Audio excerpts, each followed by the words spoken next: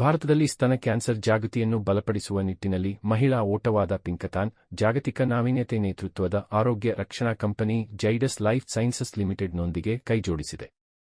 ಮುಂಬರುವ ಜನವರಿ 25, 2026 ರಂದು ಶ್ರೀ ಕಂಠೀರವ ಕ್ರೀಡಾಂಗಣದಲ್ಲಿ ನಡೆಯಲಿರುವ ಬೆಂಗಳೂರು ಪಿಂಕಥಾನ್ನ ಮುಂಬರುವ 7ನೇ ಆವೃತ್ತಿಯು ಫಿಟ್ನೆಸ್, ಸಮುದಾಯ ಮತ್ತು ತಡೆಗಟ್ಟುವ ಸ್ವಾರೈಕೆ ಅಳವಡಿಸಿಕೊಳ್ಳಲು ಮಹಿಳೆಯರನ್ನು ಪ್ರೇರೇಪಿಸುವ ಪಿಂಕಥಾನ್ನ ಪ್ರಯಾಣದಲ್ಲಿ ಮತ್ತೊಂದು ಹೆಗ್ಗುರುತು ಕ್ಷಣಕ್ಕೆ ನಾಂದಿ ಹಾಡಲಿದೆ.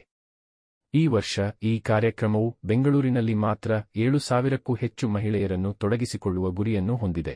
ಈ ವರ್ಷ ಬೆಂಗಳೂರಿನಲ್ಲಿ ಓಟವು 3 ಕಿಮಿ, ಲೈಫ್ ಲಾಂಗ್ 5 ಕಿಮಿ, 10 ಕಿಮಿ, 50 ಕಿಮಿ, 75 ಕಿಮಿ, 100 ಕಿಮಿಗಳ ಅಲ್ಟ್ರಾಡಿಸ್ಟೆನ್ಸ್ಗಳವರೆಗೆ ವಿಭಾಗಗಳನ್ನು ಒಳಗೊಂಡಿರುತ್ತದೆ.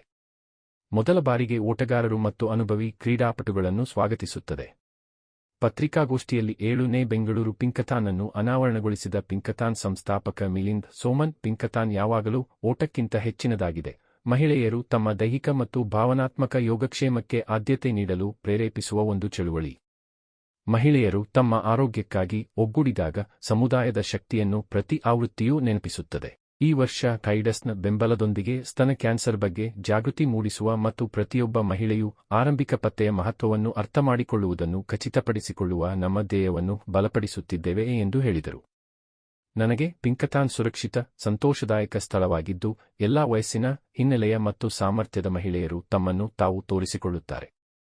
ಈ ಓಟದಲ್ಲಿ ಭಾಗವಹಿಸಲು ಮುಂದಾಗುವ ಪ್ರತಿಯೊಬ್ಬ ಮಹಿಳೆಯೂ ತನ್ನ ಆರೋಗ್ಯ ಮುಖ್ಯ ಎಂದು ಹೇಳಿಕೆ ನೀಡುತ್ತಾರೆ. ಝೈಡಸ್ನೊಂದಿಗಿನ ಈ ಸಹಯೋಗವು ಸ್ವಯಂ ಪರೀಕ್ಷೆ ಮತ್ತು ಪೂರ್ವಭಾವಿ ಆರೋಗ್ಯವರ್ಧಿಸಲು ನಮಗೆ ಅನುವು ಮಾಡಿಕೊಡುತ್ತದೆ ಮತ್ತು ಬೆಂಗಳೂರು ಪೂರ್ಣ ಶಕ್ತಿಯಿಂದ ಆಗಮಿಸುವುದನ್ನು ನೋಡಲು ನಾನು ಉತ್ಸುಕನಾಗಿದ್ದೇನೆ ಎಂದು ಇನ್ವಿನ್ಸಿಬಲ್ ವುಮೆನ್ ಸಂಸ್ಥಾಪಕಿ ಅಂಕಿತಾ ಕೊನ್ವಾರ್ ಹೇಳಿದರು. ಪಿಂಕಥಾನ್ ಕೈಗೂಡಿಸಿ ಈ ಅವೇರ್ನೆಸ್ ಕ್ಯಾಂಪೇನ್ ಮಾಡ್ತಾ ಇದ್ದಾರೆ. ಈಗ ಬ್ರೆಸ್ಟ್ ಕ್ಯಾನ್ಸರ್ ಅವೇರ್ನೆಸ್ ಬಹಳ ಮುಖ್ಯ ಆಗುತ್ತೆ, ಮತ್ತೆ ಫಿಟ್ನೆಸ್ ಫಾರ್ ವುಮೆನ್ ಅದು ಮುಖ್ಯ ಆಗುತ್ತೆ. ಹಾಗಾಗಿ ಪಿಂಕಥಾನ್ ಅವರು ಪ್ರತಿ ವರ್ಷ ಮ್ಯಾರಥಾನ್ ಅರೇಂಜ್ ಮಾಡ್ತಾರೆ. 3 ಕಿಲೋಮೀಟರ್ಸ್, 5 ಕಿಲೋಮೀಟರ್ಸ್, 10 ಕಿಲೋಮೀಟರ್, ಹಾಗೇನೆ ಅಲ್ಟ್ರಾ ಮ್ಯಾರಥಾನ್ ಕೂಡ ಅರೇಂಜ್ ಮಾಡ್ತಾರೆ. ಈಗ ಭಾರತದ 52 ಸಿಟೀಸ್ಗಳಲ್ಲಿ 52 ವಾರನೂ ಮಾಡಬೇಕಂತ ಅಂದ್ಕೊಂಡಿದ್ದಾರೆ. ಮತ್ತೆ ಇದಕ್ಕೆ ಝೈಡಸ್ ಕೈಗೂಡಿಸಿ ಬ್ರೆಸ್ಟ್ ಕ್ಯಾನ್ಸರ್ ಅವೇರ್ನೆಸ್ ಕೂಡ ಇದರಲ್ಲಿ ಕೈಗೂಡಿದೆ. ಅಂದ್ರೆ ಈಸಿಯೆಸ್ಟ್ ಎಕ್ಸಾಮಿನೇಷನ್ ಫಾರ್ 3 ಮಿನಿಟ್ಸ್, ಅಂದ್ರೆ ಕೇವಲ 3 ನಿಮಿಷ ಬ್ರೆಸ್ಟ್ ಸೆಲ್ಫ್ ಎಕ್ಸಾಮಿನೇಷನ್ ಮಾಡ್ಕೊಂಡ್ರೆ ಸಾಕಷ್ಟು ಬ್ರೆಸ್ಟ್ ಕ್ಯಾನ್ಸರ್ ನ ಅರ್ಲಿ ಸ್ಟೇಜಸ್ ಅಲ್ಲಿ ಕಂಡುಹಿಡಿಬಹುದು ಮತ್ತೆ ಗುಣಪಡಿಸಬಹುದು ಅಂತ ಹೇಳಿಕೆ ಸಿಗುತ್ತೆ. ಯಾವ ವಯಸ್ಸಿಗೆ ಜನರಲಿ ಬ್ರೆಸ್ಟ್ ಸೆಲ್ಫ್ ಎಕ್ಸಾಮಿನೇಷನ್ 20 ವರ್ಷದ ನಂತರವೇ ಶುರು ಮಾಡ್ಕೋಬಹುದು. ಆಗ ಅವರಿಗೆ ಲಂಪ್ ಅಂದ್ರೆ ಏನು, ಮತ್ತೆ ಮಾಸಸ್ ಹೇಗೆ, ಅಬ್ನಾರ್ಮಲ್ ಮಾಸ್ ಏನು ಅದೆಲ್ಲ ಗೊತ್ತಾಗುತ್ತೆ. ಇನ್ನು ಮ್ಯಾಮೋಗ್ರಾಮ್ ಏನಿದೆ ಅದು gold standard breast cancer detect ಮಾಡ್ಲಿಕ್ಕೆ. ಅದು 40 ವರ್ಷದ ನಂತರ ಮಾಡಿಸಬೇಕು, ವರ್ಷಕ್ಕೊಮ್ಮೆ. ಆದರೆ ಸೆಲ್ಫ್ ಎಕ್ಸಾಮಿನೇಷನ್ ತಿಂಗಳಿಗೊಮ್ಮೆ ಮಾಡ್ಕೋಬೇಕು. ಮುಟ್ಟುವಾದ 10 ದಿನಗಳ ನಂತರ ಮಾಡ್ಕೊಂಡಿದ್ದೆ ಆದಲ್ಲಿ ನಾವು ಅರ್ಲಿ ಸ್ಟೇಜಸ್ ಅಲ್ಲಿ ಬ್ರೆಸ್ಟ್ ಕ್ಯಾನ್ಸರ್ ನ ಕಂಡುಹಿಡಿಬಹುದು.